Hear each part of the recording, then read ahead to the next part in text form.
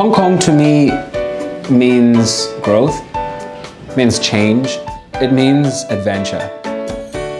Because I never imagined that I would see the world the way I see it until I moved here. Good morning, everyone. So, I just want to tell you that you are all cordially invited to Elsa and Anna's Summer Snow Day celebration. My name is Tony Junior Dick. I am from South Africa. I'm 32 years old.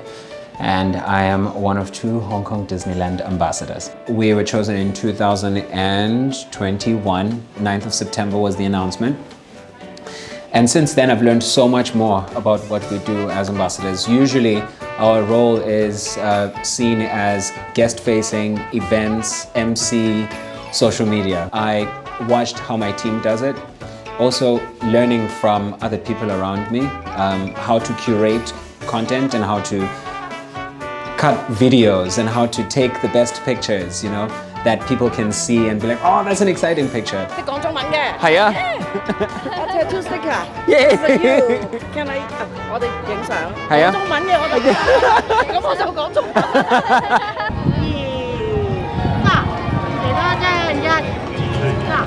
So what you just witnessed is part of what we do. We love meeting people and talking to people, and we take photos and we have conversations. And just now I tried speaking Cantonese and the guest was so excited because she was like, oh, you speak Guangdonghua? And I said, yes, yes, yes. And she just kept talking. So with excitement, that's what we love to do.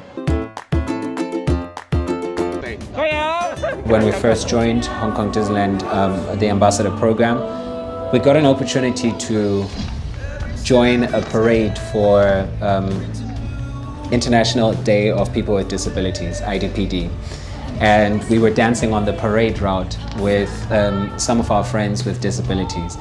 And they hold each other, they carry them.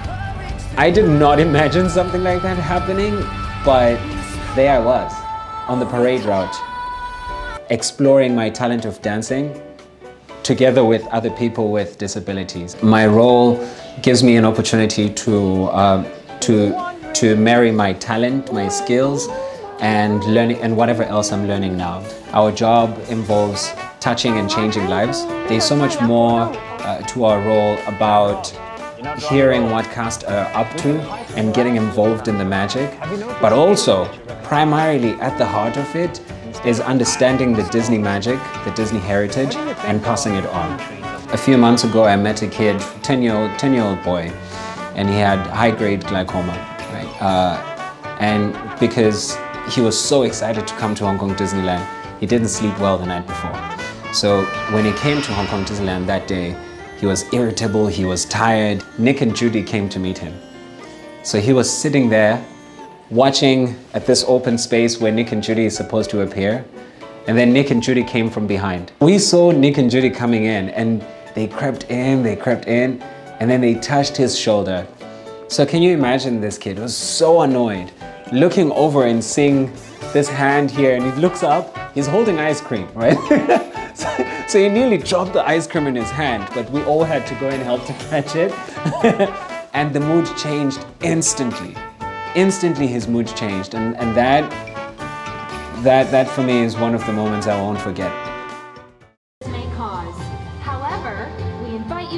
I first came to Hong Kong in 2014.